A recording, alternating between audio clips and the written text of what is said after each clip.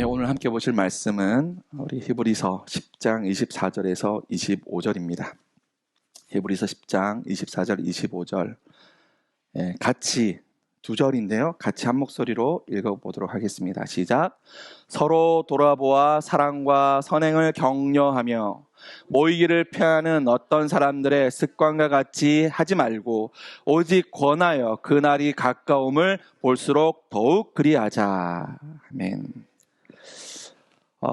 저도 몰랐는데요. 이 보약에는 세 가지 종류가 있다고 합니다. 입으로 먹는 보약이 있고요. 귀로 듣는 보약이 있고 또 눈으로 보는 보약이 있다고 합니다. 입으로 먹는 보약 중에 제일 좋은 보약 혹시 아세요? 인터넷 검색해 보니까 정확한 건 아닙니다만 인터넷 검색해 보니까 공진단이라는 게 나오더라고요. 황제의 보약이라고 알려져 있는데 저는 뭐 먹어보지 못해서 잘 모르겠습니다.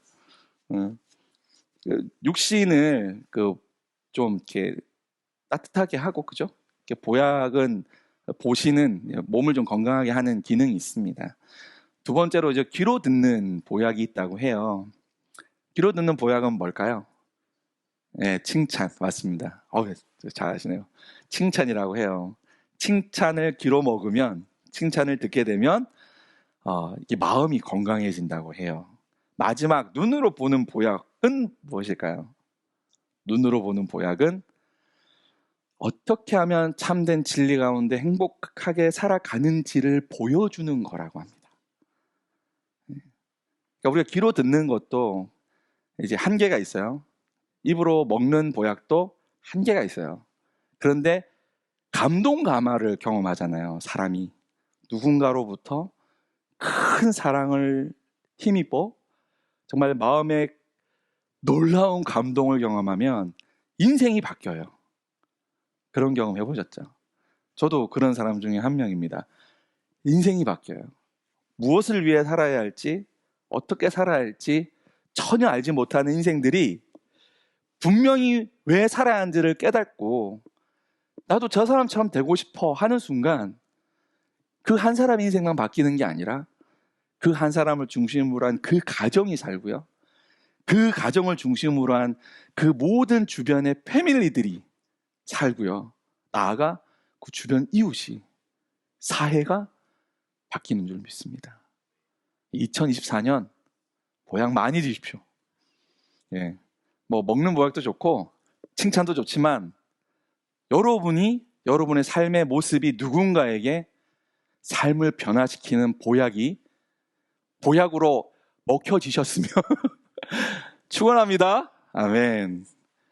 자, 오늘 본문을 담고 있는 이 히브리서는 제목 그 자체에서 말해주고 있듯이 예수 그리스도를 믿게 된 유대인들, 히브리인들을 위해 기록된 말씀입니다.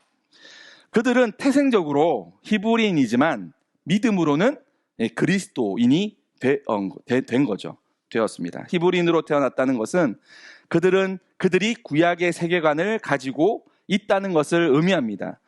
그들은 모세 오경, 토라라고 이야기하죠. 모세 오경을 잘 알고 있고 음식의 정결법을 철저히 지키고 있으며 시편을 노래하고 유대인의 절기를 힘써 지켰습니다.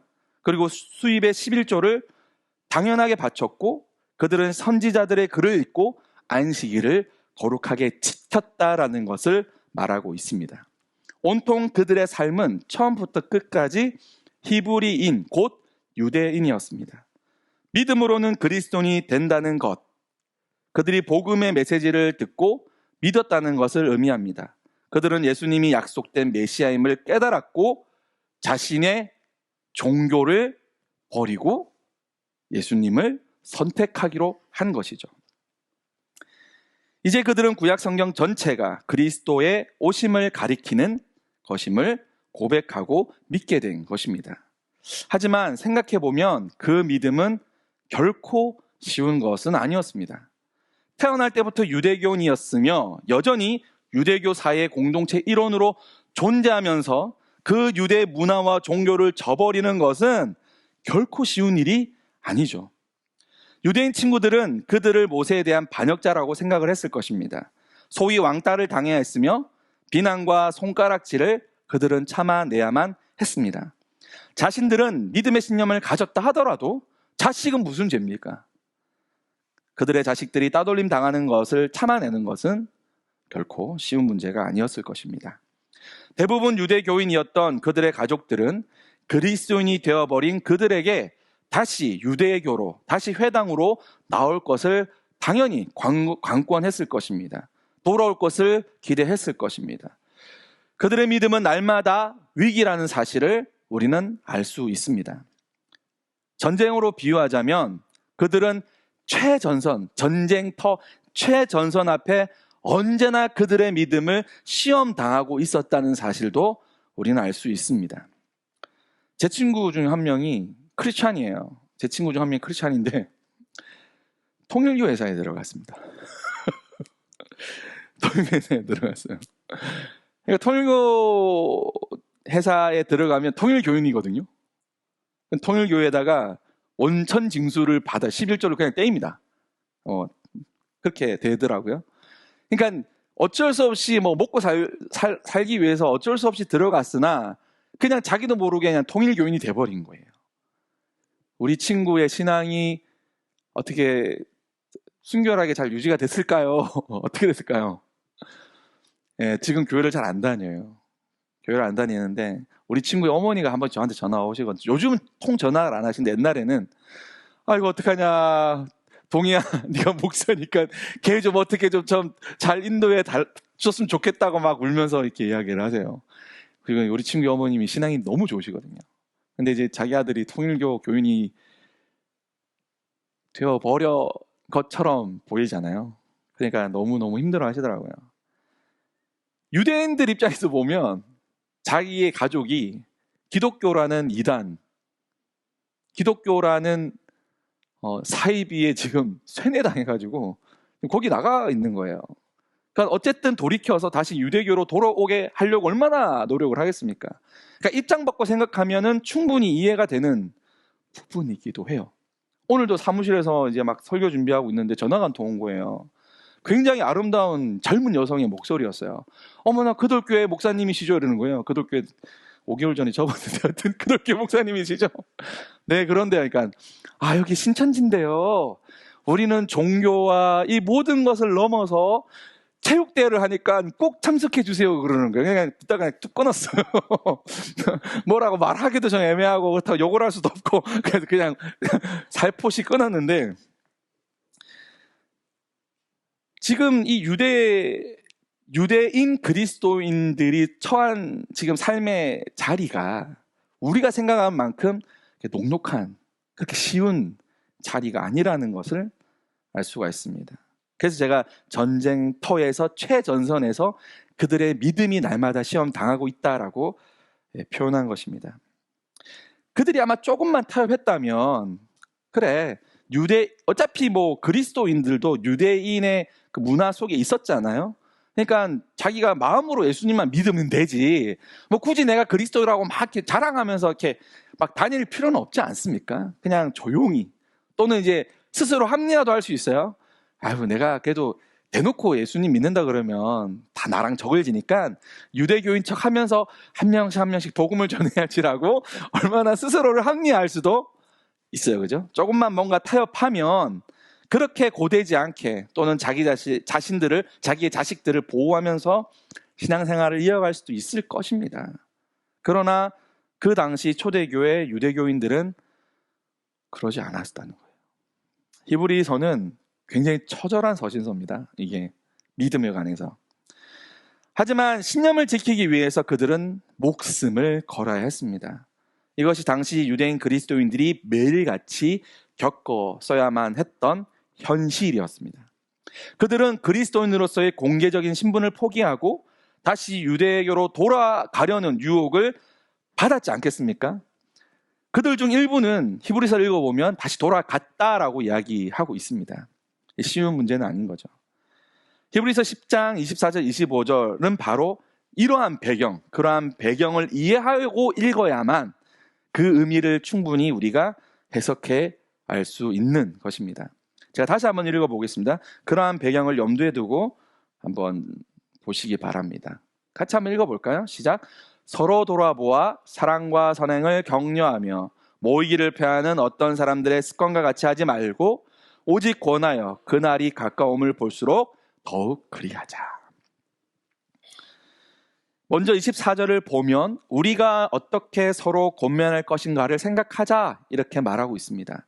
여기서 생각하다, 고려하다 이 말은 생각을 고정시키다 라는 뜻을 가지고 있습니다.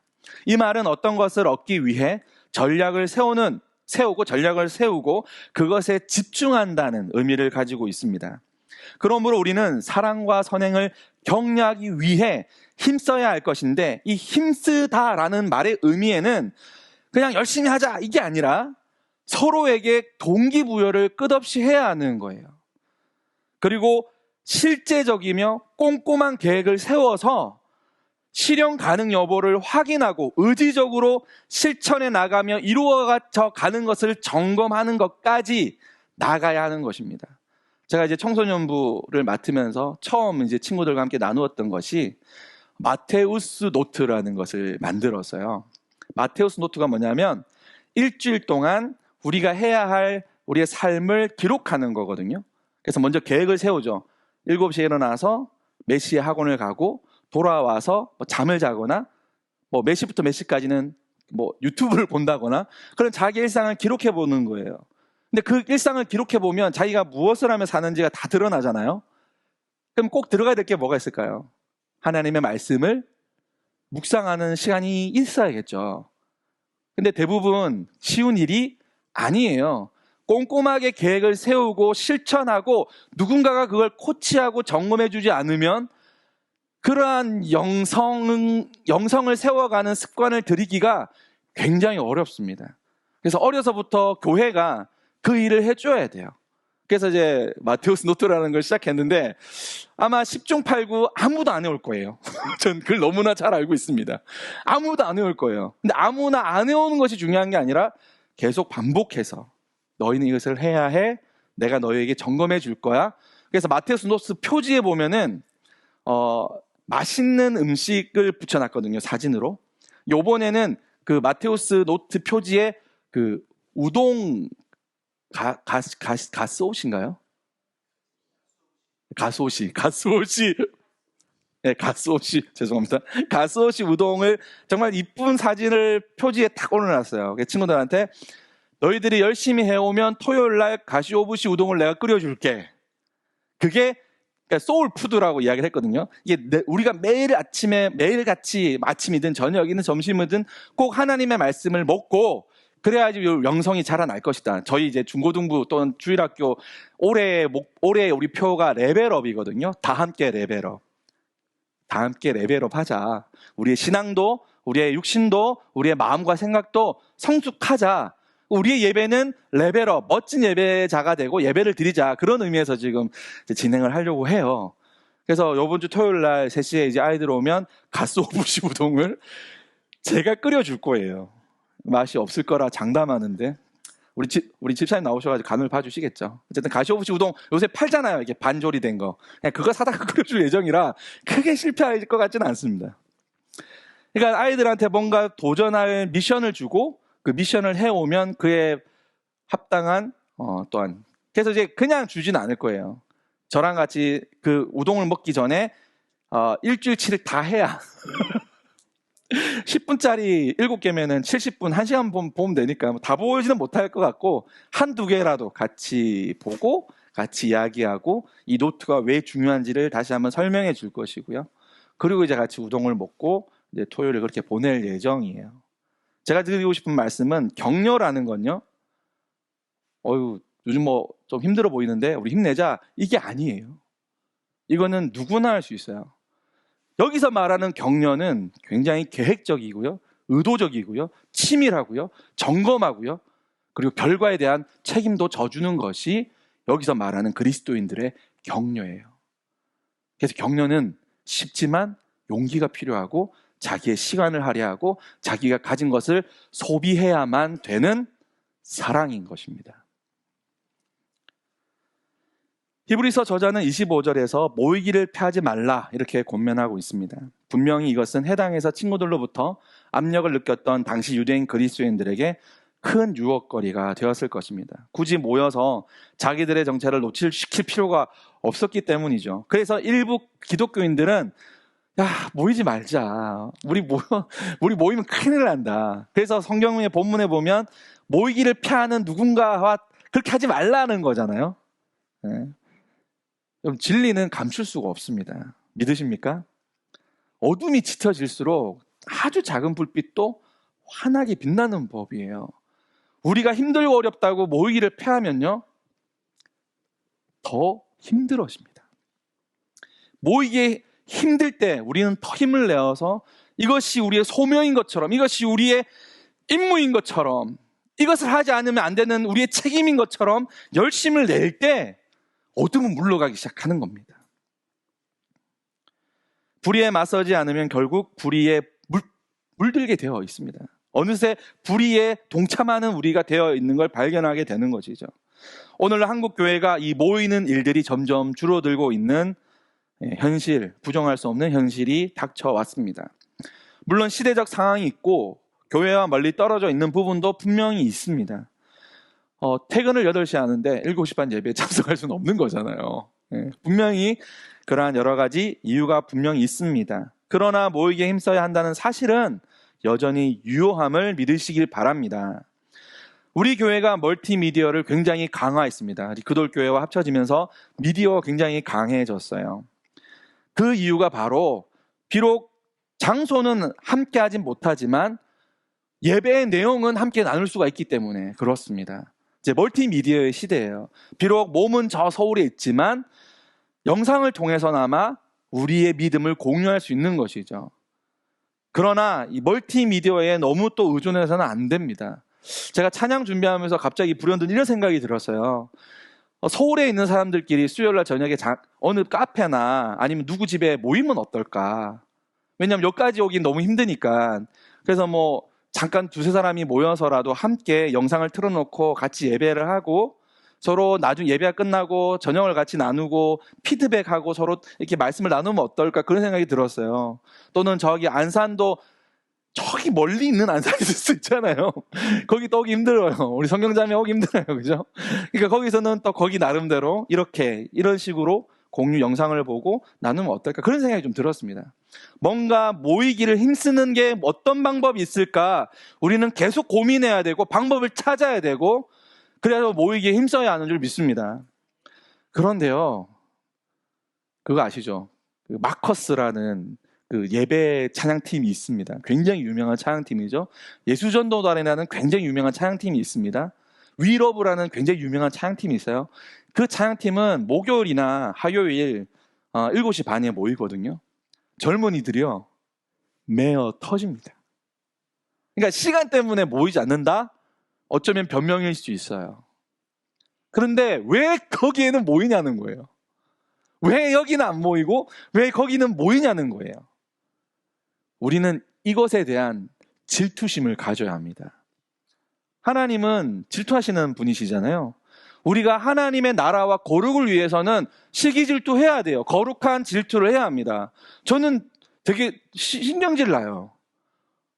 우리 임마누엘 교회도 청년들도 차고 넘쳐야 된다고 저는 믿습니다. 그러려면 시대를 읽어야 되고, 지금 MZ세대라 그러잖아요. MZ세대가 그들의 언어와 그들의 방식이 무엇인지를 우리는 공부해야 됩니다. 그것이 선교예요. 그것을 준비하고 그것을 미리미리 준비하는 임마누엘 교회가 되기를 축복합니다. 그때서 우리는 때가 되었을 때 청년들로 가득 찬 교회가 될 거예요. 포기는 언제 합니까? 네? 배추 아멘. 포기는 배추 셀 때 하는 거예요. 우리 하나님 우리를 포기하셨습니까? 하나님은 결코 우리를 단 한 번도 포기하신 적이 없어요. 근데 우리가 뭐라고 포기합니까? 우리가 뭐라고 안 된다고 이야기합니까? 우리는 못 모여, 우리는 안 돼. 우리가 하나님입니까? 세상에 이렇게 교만한 사람들이 어디 있습니까? 할 수 있습니다. 해야 합니다. 모이기에 힘쓰라. 이거는 성경이 우리에게 명령한 명령입니다. 이를 위해서 애쓰는 임마누엘 교회가 됐으면 좋겠습니다. 세 번째로, 서로 격려하자 이렇게 말씀하고 있죠. 격려한다는 것은 선택한 길을 계속 따르도록 영감을 주고 용기나 담대함을 전하는 것을 이제 의미하는 말입니다. 누군가를 격려하는 일에는 용기가 필요합니다. 용기를 내어 격려할 때 격려를 받는 자도 그 용기가 전달되어 용기를 낼 수 있는 것입니다. 격려하다로 번역된 헬라 단어에는 다른 사람의 도움이나 도움을 받으러 온다는 의미가 있습니다. 우리 그리스도인은 서로에게 그리고 다른 이들에게 용기를 주어야 하는 사람들임을 믿습니다. 우리는 격려를 해도 되고 안 해도 되는 게 아니라 하지 않으면 안 되는 사람들이에요. 저는 군 입소를 강원도 춘천시 신북읍 용산리에 소재한, 오늘 제가 한번 찾아봤습니다. 백이 보충대로 가게 되었어요. 제가 좀 늦게 갔거든요. 군대를 좀 늦게 가서 그때 23살에 간 것 같아요. 그리고 백마부대로 알려진 구사단 신병교육대에 입소하게 되었습니다. 보통 신병훈련대 4주인데 여기는 5주예요. 왜 그런지 모르겠지만 5주입니다. 저는 군대 운은 별로 없었던 것 같아요. 근데 교육을 받는데 이 백마부대 신병교육대에는 여타 다른 신병교육대와 다르게 마지막 훈련인 행군을 무려 100km를 했습니다. 보통 30km 하거든요. 완전 군장을 한 채 30km 정도 행군을 하는데 자기 백마부대 자기들이 어쩌고 뭐 전통이니 뭐니 그러면서 하여튼 간이 군장이긴 한데 100km를 해요. 그럼 100km면 서울에서 천안 정도 거리가 될까요? 굉장히 먼 거리예요. 그 100km를 행군하면 하루 밤 꼬박 새고 이틀을 걸어야 되는 거리거든요. 근데 제가 1월 달에 군대를 갔습니다. 추울 때 갔죠. 밤에는 우리 지나왔던 사람들이 밟고 지나갔던 그 흙탕물이 꽝꽝 얼어가지고 칼날처럼 다 이게 서 있어요. 날서 있어요. 잘못만 비득하면 그냥 살이 막 쓸려지고 잘려지고 막 그랬었습니다. 너무 힘들었어요. 막 넘어지는 사람도 막 엄청 많았고요.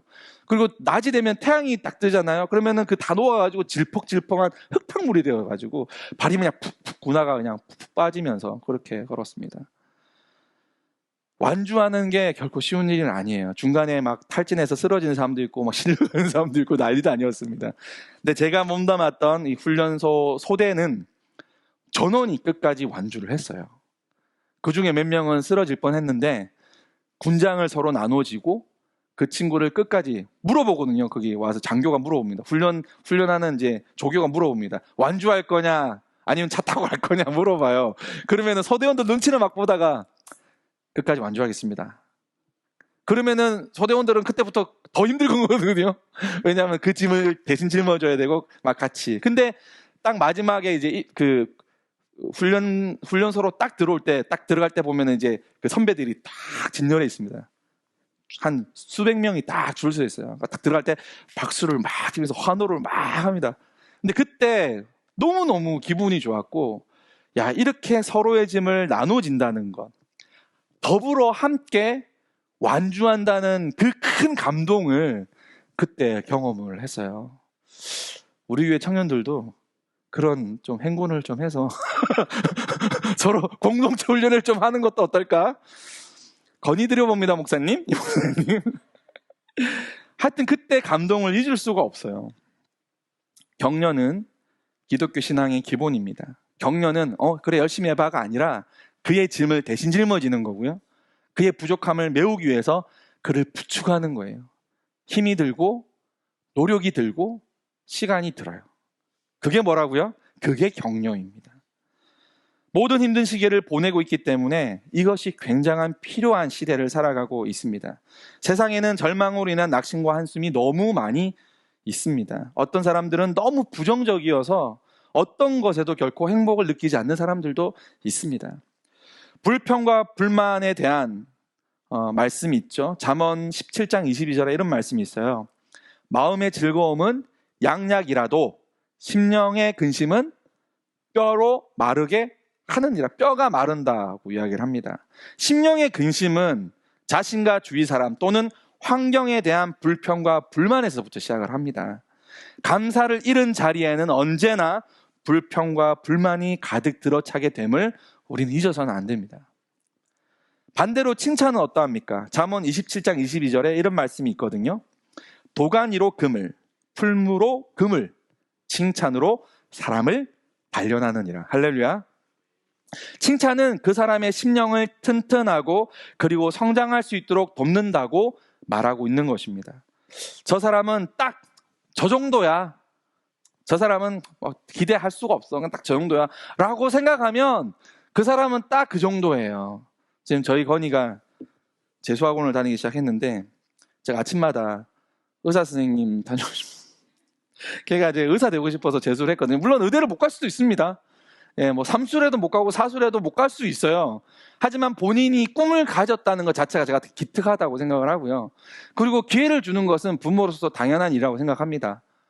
물론 지갑이 아야아야 하긴 하죠. 그래도 하는 거예요. 걔가 꿈을 가졌으니까 그 꿈을 응원하는 겁니다. 그래서 아침마다 우리 닥터 강 잘 갔다 와. 넌 할 수 있어. 이렇게 말을 합니다. 그럼 걔가 굉장히 쑥스러워하면서 가요. 쑥스러워하면서. 그러니까 우리가 서로를 격려하고 그를 위해서 생각할 때 아유 건이가 재수해봐야 안 될 거야. 야 학원비 안 아깝게 공부하고 와. 이렇게 얘기하면 될까요 안 될까요? 의사 되고 싶다가도 열심히 공부하고 싶다가도 아마 공부하지 않을지도 몰라요.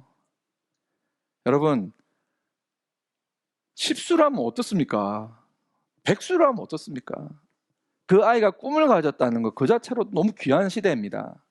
그러니까 지금 우리의 자녀가 또는 우리 스스로가 어떠한 상황과 형편에 놓여 있더라도 그 사람의 꿈을 응원하고 지지하고 격려해 주십시오.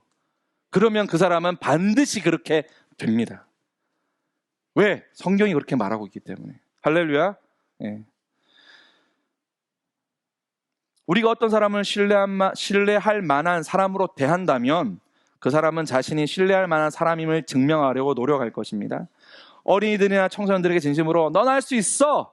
라고 격려하면 그 말 한마디에 아이는 곧 그 말을 믿기 시작합니다. 여러분 보이즈 비 앰비셔스라는 이야기 아시죠? 소년이여 야망을 가져라. 이게 일본 선교사, 일본에 선교 갔던 선교사가 그 일본 패망으로 전쟁으로 해서 숫대밭이 된 일본의 젊은이들을 향해서 했던 이야기예요. 근데 여기서 빠져있는 게 하나 있어요. 그거 아세요? Boys be ambitious in Jesus Christ예요. 소년이여 예수 그리스도 안에서 야망을 가져라. 일본 사람들이 in Jesus Christ를 빼먹는 바람에 경제는 부흥했는데 하나님의 마음이 없어요. 복음이 없어요. 너무 안타깝죠. 오늘 우리는 어떻습니까? 우리 자녀가 그냥 좋은 대학 나와서 좋은 기업에 들어가서 부자가 되는 것이 혹시 여러분 소원 아닙니까? 그러면 망합니다. 절대 망합니다. 예수 그리스도 안에서 믿음 안에서 꿈을 가질 때 세상을 바꾸는 하나님의 사람이 될 줄 믿습니다. 과거의 역사는 가까운 친구를 알지라도 경쟁 상대나 적으로 대한다면 어떻습니까? 아무리 친해도요 어느새 자기들이 욕하는 그냥 사람으로 되어버리는 걸 발견합니다. 진짜 적이 되어 서로에게 굉장히 상처를 입히는 그런 경우도 허다합니다. 과거의 역사는 권력자들이 자신들의 부패와 잘못을 가리기 위해 또는 자신들의 야망을 이루기 위해 사람들에게 혐오의 대상을 만들고 공격하도록 부추겼습니다. 그 대표적인 예가 2차 세계대전 당시 벌어졌던 홀로코스트라는 사건이죠. 나치 독일 정권이 동맹국들과 협력자들과 함께 무려 600만 유럽계 유대인들을 제도적으로 탄압하고 조직적으로 학살한 범죄죠. 이건 나라가 국민을 향해서 저지른 범죄이고 이 범죄에 동조한 이가 바로 그 당시 독일 국교의 교회였습니다. 독일의 혈맹이었던 제국주 일본도 2차 세계대전 당시에 자신들만이 선택된 황국 식민지로 우월성을 주장하며 미개하고 게으른 다른 민족들을 전쟁의 도구로 삼아버리죠. 꽃다운 어린 여아를 납치하여 일본 군인들의 성놀이개로 만들어버립니다. 불법적으로 인권을 유린하고 나아가 생체 실험까지 자행하는 만행을 전혀 양심의 거리낌 없이, 왜냐하면 양심의 거리낌을 가질 수 않는 이유가 뭔지 아세요? 제도적으로 나라가 명령했기 때문에 그렇습니다. 이게 진짜 무서운 거예요. 이와 같은 혐오와 편 나누기식 증오는 여전히 오늘 우리 한국 사회에도 뿌리 내려져 가고 있습니다. 정치적 신념과 주장에 세뇌되어 아무런 양심의 가책 없이 사람의 생명을 위협하는 테러가 여전히 끊이지 않고 벌어지고 있습니다. 잘 들으셔야 됩니다. 만약에 예수님을 믿고 따르는 그리스도인이라고 주장하거나 그러한 단체에서 이러한 정치적 또는 이념으로 타인의 생명을 위협하거나 타인의 생명을 가지고 욕설을 하거나 폭언을 하고 있다면 그곳에는 예수 그리스도가 있을 수가 없어요. 그걸 분별하지 못하면 그리스도인이 아닙니다. 도리어 예수님을 팔아 자신의 신념을 따랐던 가룟 유다의 후손에 지나지 않는다는 사실을 우리는 잊어서는 안 됩니다. 그리스도인들은 예수 그리스도의 아름다운 덕을 선전하며 예수님의 가르침을 입과 행동으로 보여주는 자들인 줄 믿습니다. 결코 용서받지 못합니다. 성경은 이를 성령 방해죄라고 분명하게 규정하고 있습니다. 마태복음 12장 31절 32절을 제가 한번 읽어보겠습니다. 그러므로 내가 너희에게 말한다. 사람들이 무슨 죄를 짓든지 무슨 신성 모독적인 말을 하든지 그들은 용서를 받을 것이다. 그러나 성령을 모독하는 것은 용서를 받지 못할 것이다. 또 누구든지 인자를 거슬러 말하는 사람은 용서를 받겠으나 성령을 거슬러 말하는 사람은 이 세상에서도 오는 세상에서도 용서를 받지 못할 것이다. 이 말씀의 배경에는 바리새인들이 있었습니다. 그들은 예수님께 행하신 성령의 능력을 사단의 힘이라 말하며 예수님을 비난했습니다. 성령의 역사는 진리를 깨닫게 하시고 예수님을 구주로 믿게 하지만 바리새인처럼 시기와 질투와 편견과 선입관 등으로 굳어진 마음은 그 진리를 받아들이지 못하고 오히려 성령을 방해하고 있습니다.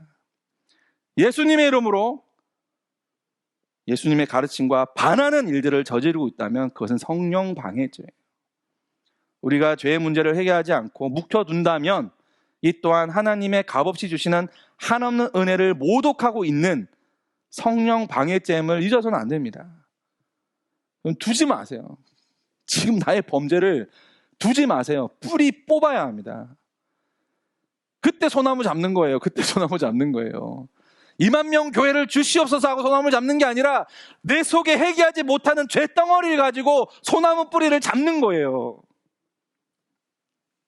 에베소서 4장 30절에 이런 말씀이 있습니다. 하나님의 성령을 근심하게 하지 말라. 그 안에는 너희가 구원하는 날까지 인치심을 받았느니라. 할렐루야. 현실판 지옥되었던 유대인 학살 사건, 홀로코스트, 독일의 국교였던 기독교 교회의 묵인과 동조에 벌어진 일이라 제가 말씀드렸었죠. 일본 제국주의 만행에 신사참배에 동참한 조선의 기독교는 교회의 헌금을 모아 폭격기와 폭탄을 제조하였습니다.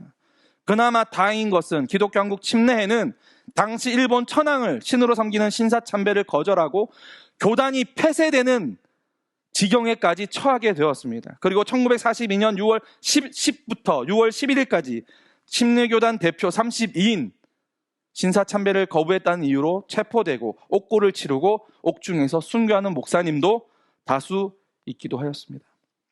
한국의 침례교단이 크게 성장하지 못한 건 다 이유가 있기 때문에 그렇습니다. 지금에서야 도리어 한국 교회의 침례교단은 자랑이 되어가고 있는 줄 믿습니다.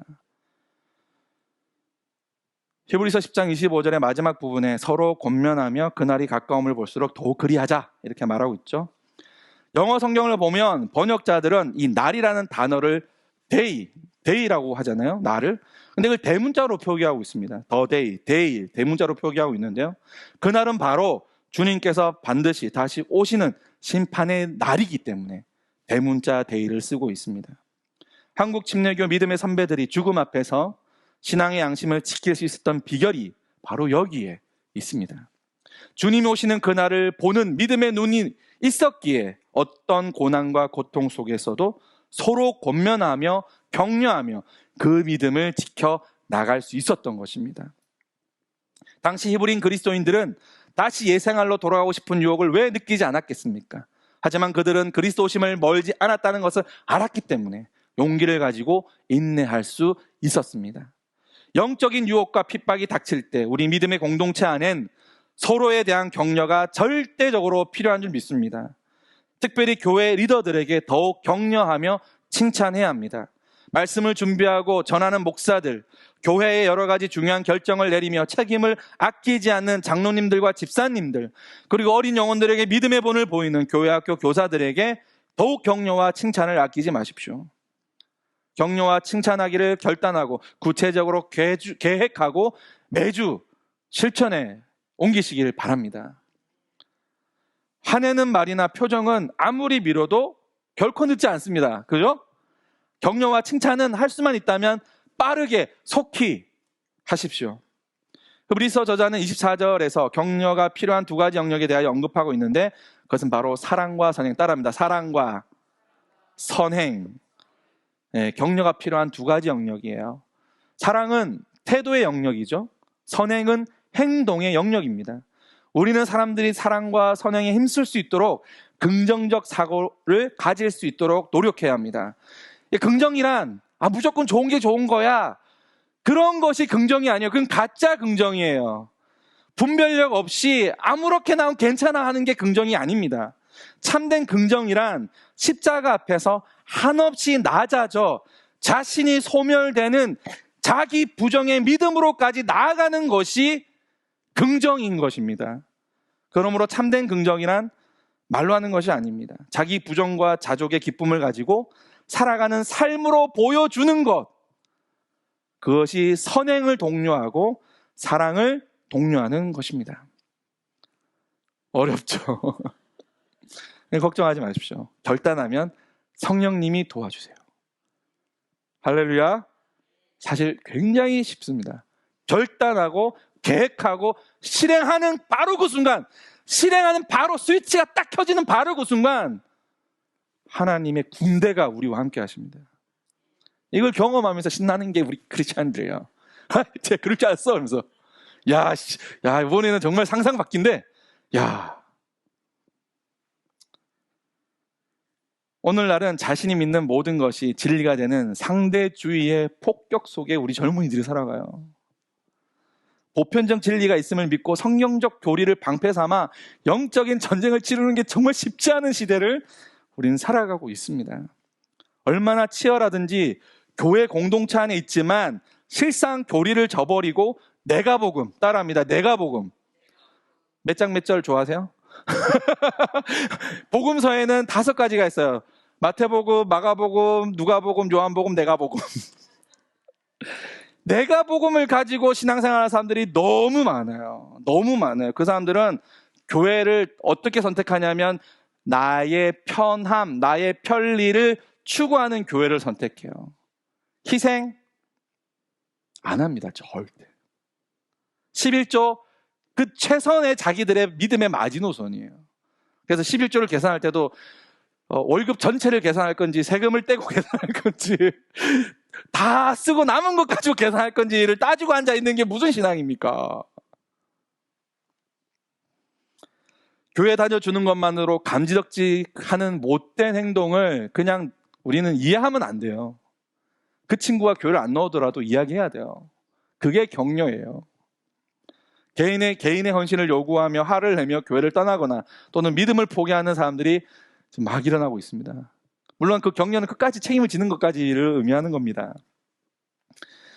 앞으로 내용이 좀 많이 남았는데요. 시간이 관계상 좀 정리를 하겠습니다. 이 설교문은 따로 제가 올려놓도록 하겠습니다.